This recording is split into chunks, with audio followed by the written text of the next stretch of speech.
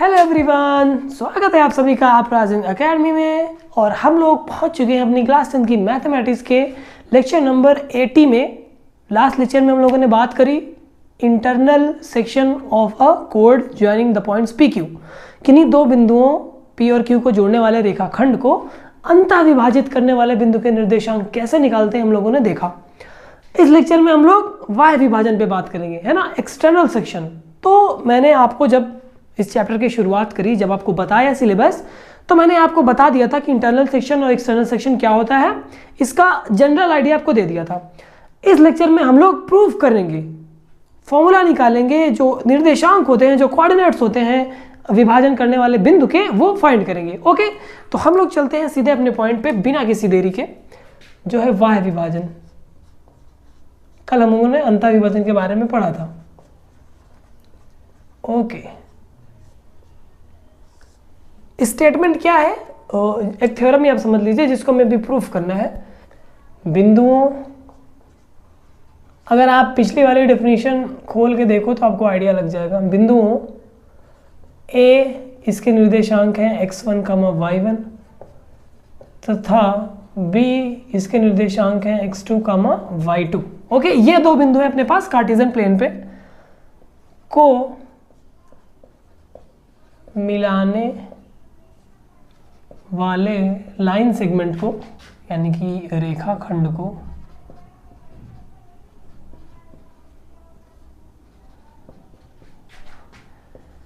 m अनुपाते n के अनुपात में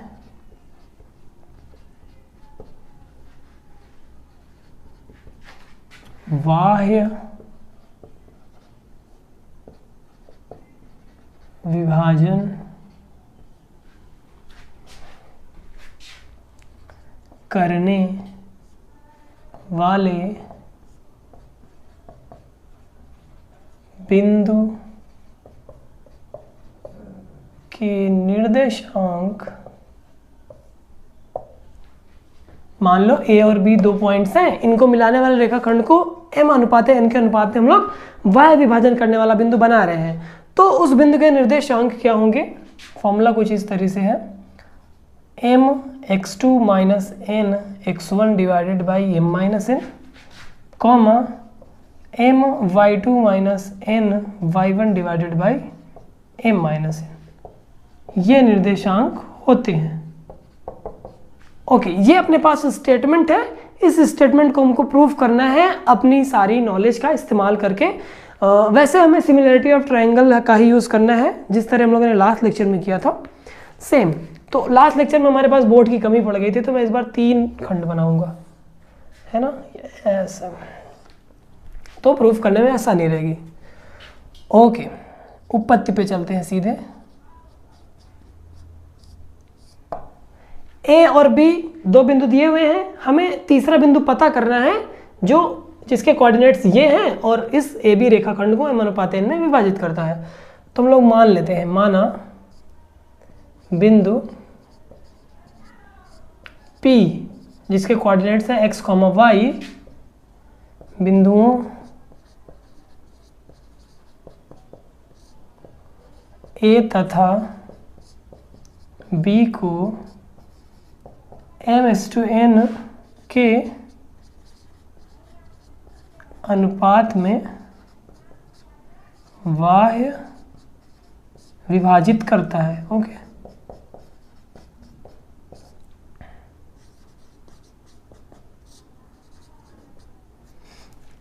अगर यह बिंदु A और B को बाह्य विभाजित करता है तो अपने पास फिगर कैसा बनेगा? देखो, ऐसे दो पॉइंट्स रहेंगे ना, ये पॉइंट है A, ये आपका कार्टेशियन प्लेन है x, y। ये बिंदु अगर A है, इसके निर्देशांक x1, y1 है। ये बिंदु B है पिछले क्वेश्चन के जैसे, ठीक है, x2, y2। और यहाँ, अरे सॉरी, ज़्यादा आगे तक बन गया, इसको पीछे लाना पड़ेगा क्योंकि हमें बिंदु P को B के बाद ले जाना है ना, वाय विभाजन की बात हो रही है। तो B यहाँ पे लिखते हैं x2, y2। अब हम कंसीडर करेंगे P बिंदु कहीं यहाँ, जिसके कोऑर्डिनेट x, y हैं, क्योंकि P एक A और B के बीच में नहीं रह सकता, P को बाहर होना पड़ेगा। तो A से लेकर के P तक की दूरी क्या होती है, m होती है, ये बड़ी वाली, और B से लेके P तक की दूरी क्या होती है, n होती है। ओके, इतना। अब हम लोग को रचना क्या करनी है इसमें, इसको यहाँ से मिला दिया, B बिंदु को भी नीचे मिला दिया और P बिंदु को भी नीचे मिला दिया। इस एक्सिस को आगे बढ़ाना पड़ेगा ऐसे, ये। ओके, A से हमने लंब डाल दिया x एक्सिस पे, B से हमने लंब डाल दिया x एक्सिस पे, और P से हमने लंब डाल दिया x एक्सिस पे, x अक्ष पे बोल सकते हो। A B P इसको हम लोग नाम दे देते हैं C, इसको नाम देते हैं D, इसको नाम दे देते हैं E, है ना। तो जो मैंने किया है वो लिख दूं यहाँ पे, बिंदुओं A, B तथा P से OX अक्ष पर लंब क्रमशः क्या क्या नाम है, AC, BD तथा लास्ट वाले का क्या नाम है, PE, खींचा। ओके, इतना काम हो गया। आगे इस A बिंदु से हम लोगों को खींचना है लंब यहां तक, इसको नाम दे दो F। A बिंदु से यहां तक हम लोगों ने लंब खींचा जिसका नाम है AF। B बिंदु से इस PE रेखा पर लंब खींचो ऐसे, ये 90 डिग्री रहेगा, ये भी 90 डिग्री रहेगा, इसका नाम दे दो G। ओके, फिगर्स हमें सिर्फ इतना ही बनाना है। अब जो काम करना है इसके आगे वो हमें कैलकुलेशन करनी है और सिमिलरिटी ऑफ ट्रायंगल्स का इस्तेमाल करना है। A से लेकर PE रेखा पर लंब F खींचा, बिंदु A से, बिंदु A और B दोनों लिख लेते हैं, बिंदु A तथा B से रेखाखंड PE पर लंब क्रमशः, नाम क्या क्या है, AF और BG, है ना, AF तथा BG खींचा। ओके, तो इस तरह से हमारे पास दो ट्रायंगल मिल गए, दो समकोण त्रिभुज। कौन कौन से, PFA और PGB, है ना। यहाँ त्रिभुज PGB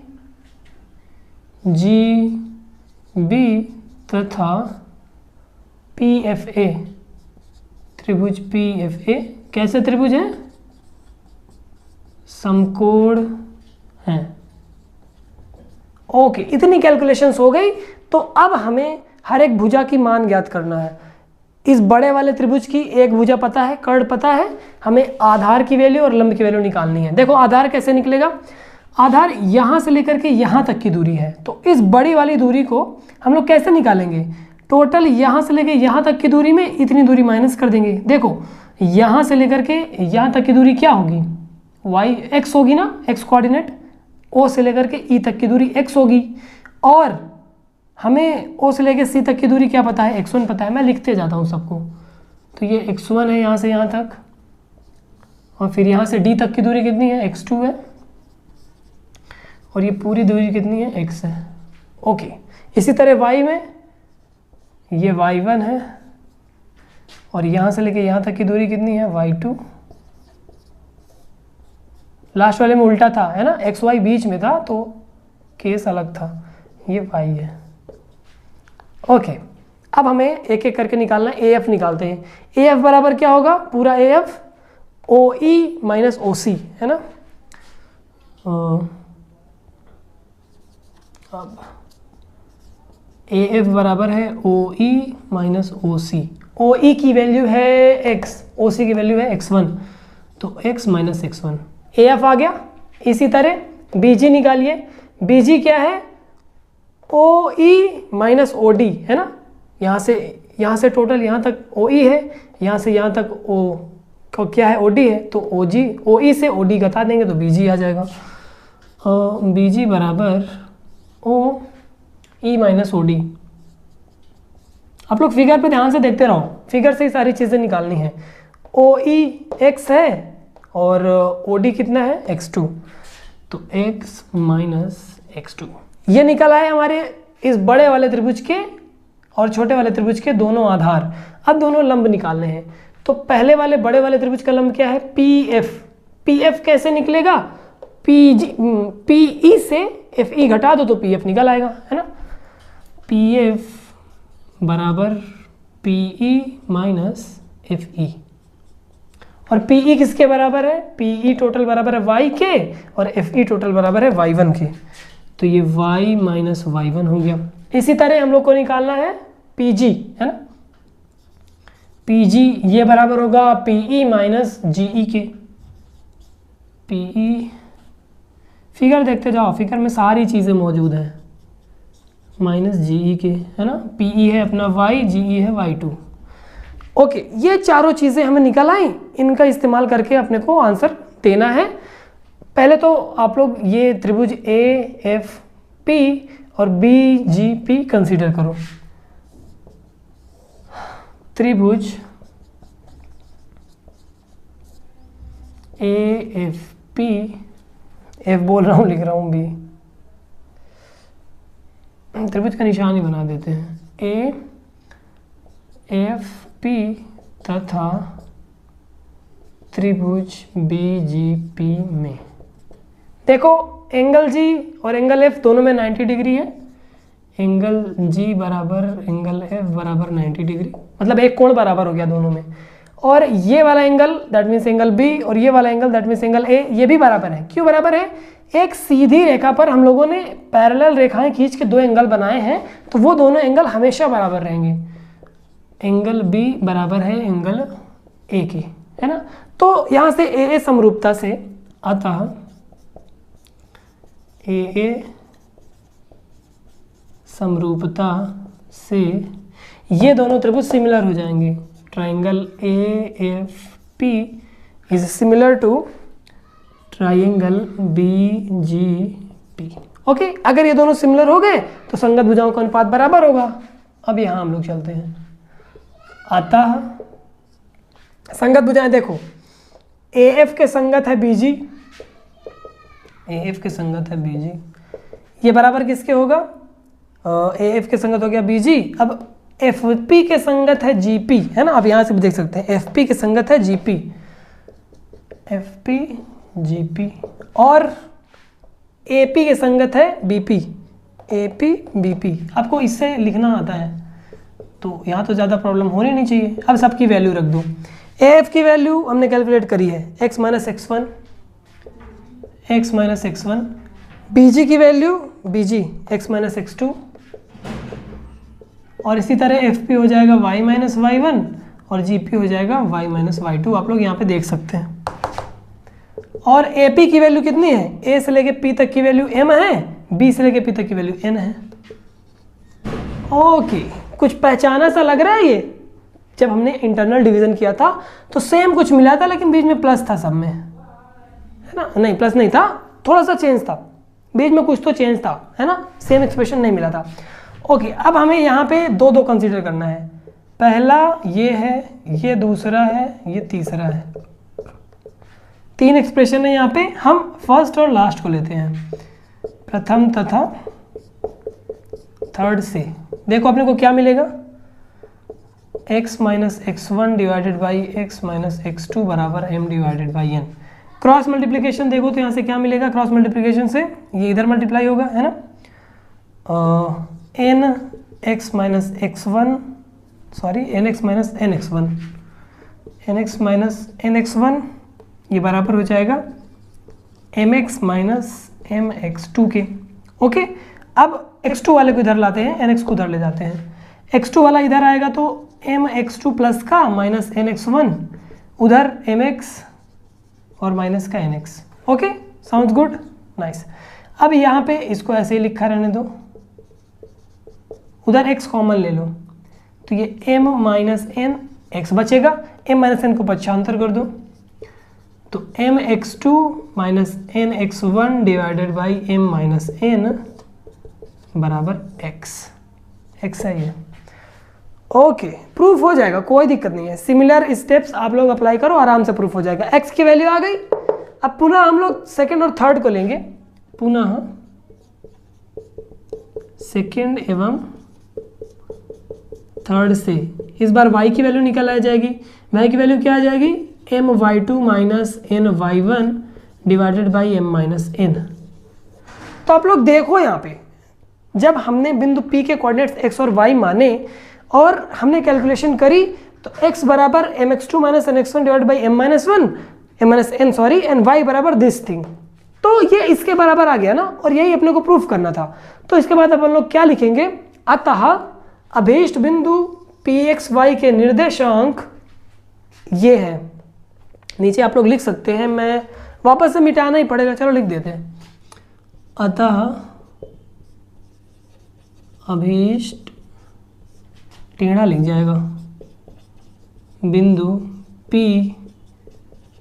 के निर्देशांक, क्या क्या निर्देशांक हैं, मोबाइल में आएगा कि नहीं आएगा ये, mx2 minus nx1 divided by m minus n और my2 minus ny1 divided by m minus n, ये इतने निर्देशांक हैं। ओके, ये प्रूफ हो गया, ये एग्जैक्ट प्रूफ है।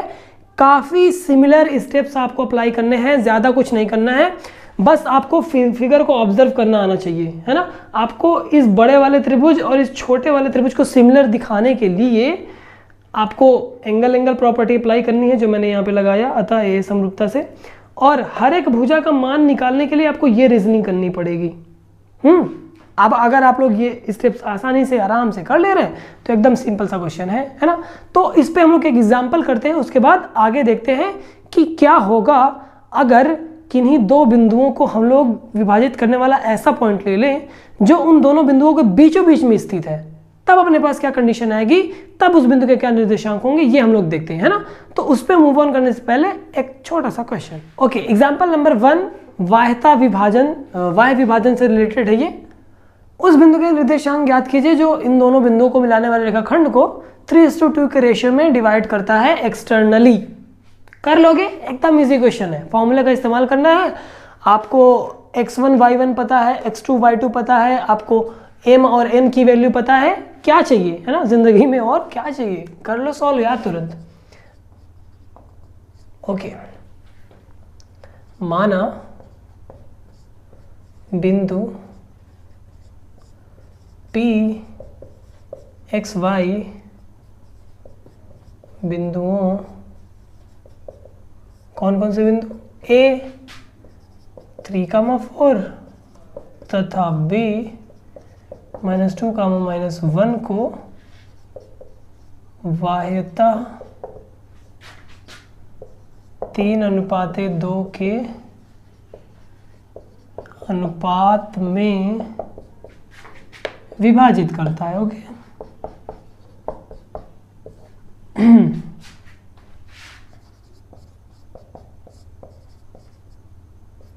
तब pxy क्या हो जाएगा, कोऑर्डिनेट्स क्या हो जाएंगे बिंदु x और y के। अपने को फॉर्मूला पता है, mx2 minus nx1 divided by m minus n, comma my2 minus ny1 divided by m minus n। Okay, x2 यहाँ पे ये है x1 y1, अरे सॉरी, ये वाला है x1, ये वाला है y1, ये वाला है x2 और ये वाला y2, ये है अपने पास m, ये है अपने पास n। ओके, अब सबकी वैल्यू एक एक करके उठा के याद रख दो। m की वैल्यू क्या है 3, x2 क्या है -2, माइनस n की वैल्यू क्या है 2 और x1 क्या है 3। Okay, divided by m minus n, 3 - 2, right. m that means 3, y2 -1, n that means 2, y1 4 divided by m minus n.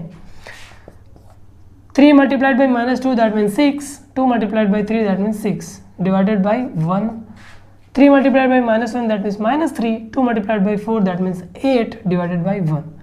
तो पहला कोऑर्डिनेट क्या आ गया -12, दूसरा कोऑर्डिनेट क्या आ गया -11। हो गया solve px, y। This is our answer. एकदम आसान सा क्वेश्चन था।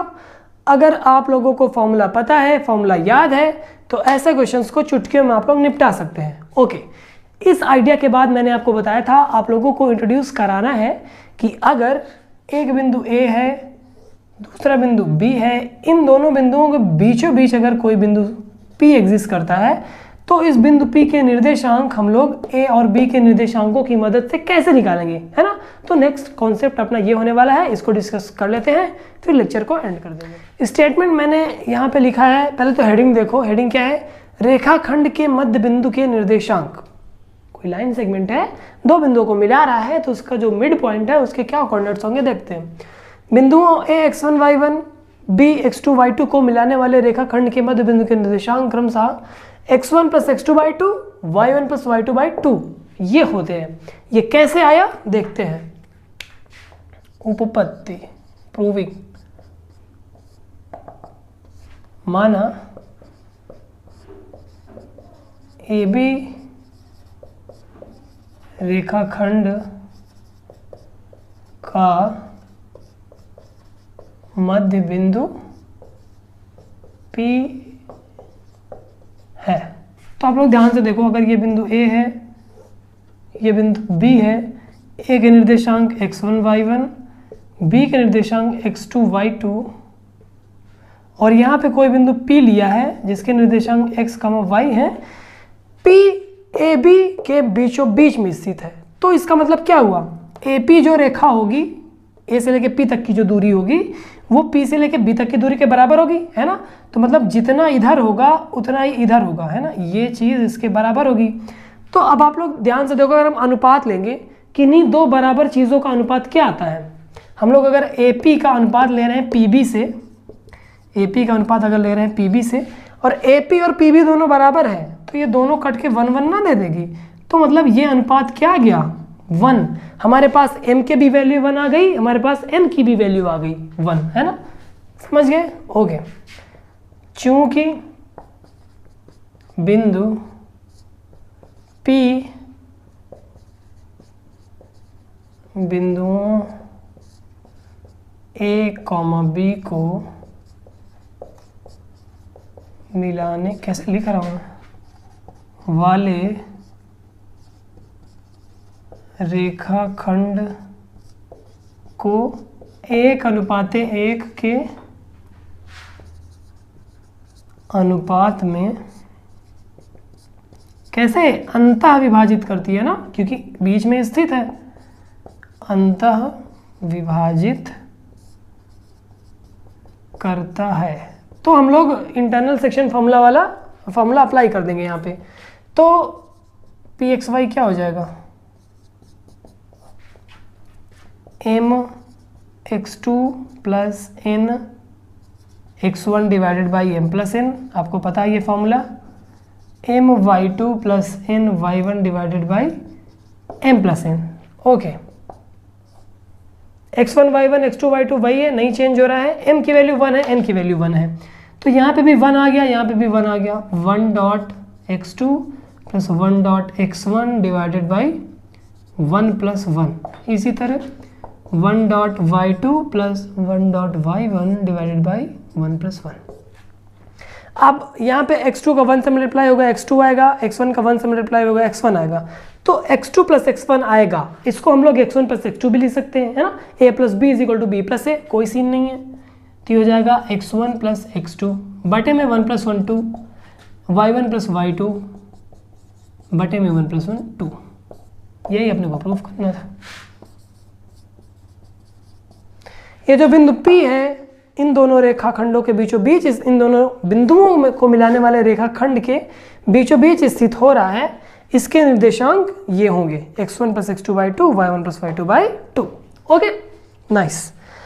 अब कल हम लोग क्वेश्चंस करेंगे इंटरनल, एक्सटर्नल और मिड पॉइंट डिवीजन के बारे में। तो कल का लेक्चर काफ़ी इंपॉर्टेंट होने वाला है, और कल से इंपॉर्टेंट तो आज का लेक्चर था ना, कल क्वेश्चन करोगे, फॉर्मूले का यूज़ करोगे, फॉर्मूला कहाँ से आया, कैसे आया, क्या है, उसकी जानकारी मिलेगी आज के लेक्चर में। ओके, तो कल हम लोग एक्सरसाइज 7.2 करने का ट्राई करेंगे। अगर मधुर गुप्ता के क्वेश्चंस खत्म हो गए तो पहले हम लोग मधुर गुप्ता के क्वेश्चन करेंगे, क्योंकि उसके क्वेश्चन ज़्यादा अच्छे होते हैं, और उन क्वेश्चंस में से जो डिफरेंट क्वेश्चन एनसीईआरटी में रहेंगे हम लोग वो कर लेंगे, है ना। तो thank you so much for watching this video. I hope आपको ये वीडियो पसंद आया हो, आई होप ये वीडियो आपके लिए हेल्पफुल ना हो। तो अगर आपको अच्छा लगा हो तो आप लोग लाइक कीजिए, अगर पहले से नहीं किया है तो चैनल को सब्सक्राइब कर लीजिए। मिलते हैं हम लोग अगले लेक्चर में। Thank you.